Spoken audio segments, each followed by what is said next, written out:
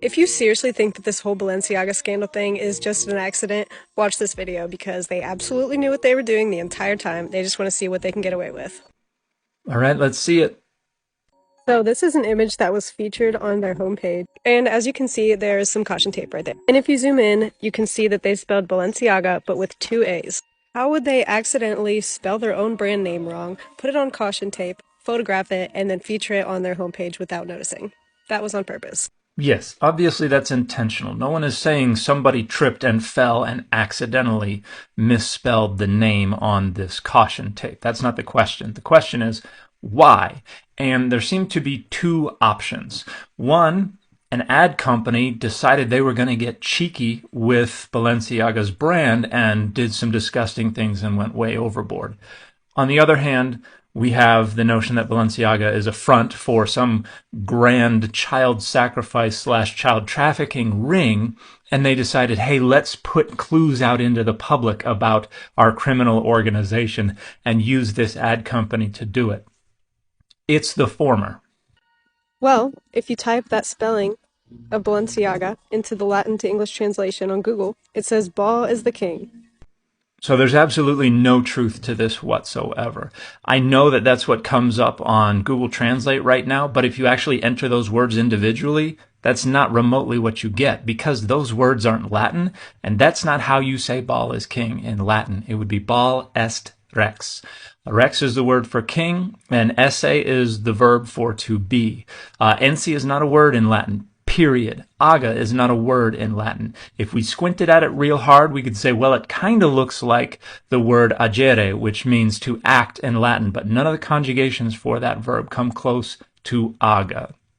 So this is not Baal is king in Latin. There are different ways that people can influence the results that pop up on Google Translate, which is far from perfect to begin with, but Balenciaga absolutely is not even Latin in origin. Balenciaga is a Basque surname, and Basque is a language isolate that did not descend from Latin. Please stop sharing this pure and utter nonsense. And who is Baal, or Baal, however you say it? He is an ancient god mentioned in the Bible that demands child sacrifices in exchange for riches. Pause to read. So the demonization of Baal, the Northwest Semitic storm deity, always overlooks three things. One, the word Baal is just a generic Northwest Semitic noun that means lord, master, or even husband. And it was applied to Adonai for a long, long time. We see it in the biblical text. We see it in the onomastica. We even see it in inscriptional evidence. Two, Baal was a Northwest Semitic storm deity, and that is precisely the divine profile that Adonai appropriated when they moved into the northern hill country. That's why there was so much conflict between Baal and Adonai. They were both asserting the same divine role. So you have the contest of Adonai with the priests of Baal, where they're basically trying to figure out who's going to be Ha Elohim, the deity in this region. And what was the nature of the contest? To figure out who was the actual storm deity. This is why there's a lot of poetry that attributes storm deity imagery to Adonai. This is why some of the poetry in the Hebrew Bible, Psalm 29, Isaiah 27:1, literally just directly appropriate hymns to Baal and replace Baal's name with Adonai's name. So the third thing is that child sacrifice is associated with both of these deities. There's even a commandment in Exodus 22:29 to sacrifice firstborn children to Adonai.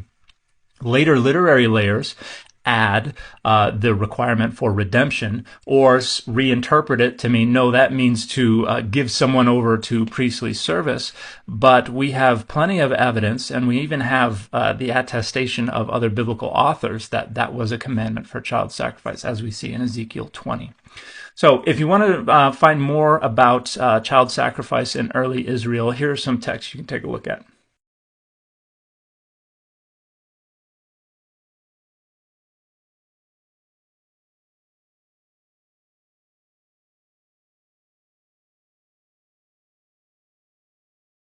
So let me get this straight. They purposely spelled their name wrong on a campaign where they featured sad children holding BDSM teddy bears, and that name just happened to be the name of an ancient god that was known for child sacrifices? And those data lead to the conclusion that this ad campaign was profoundly misguided and disgusting. The conclusion they don't lead to is that this ad campaign is a front for a grand underground child sacrifice ring run by media elites who thought it would be fun to publicly release unsubtle hints about what they're doing with their grand criminal conspiracy. That's asinine. And we've seen that conspiracy theory before. It wasn't true then, and it's not true now. Stop spreading idiotic conspiracy theories. Kanye has been trying to tell us, and of course the media is going to cherry pick his words and make him seem like a crazy person because they don't want us to believe what he's saying because they own the media too. Well, I suppose no idiotic conspiracy theory would be complete without some knuckle-dragging anti-Semitism.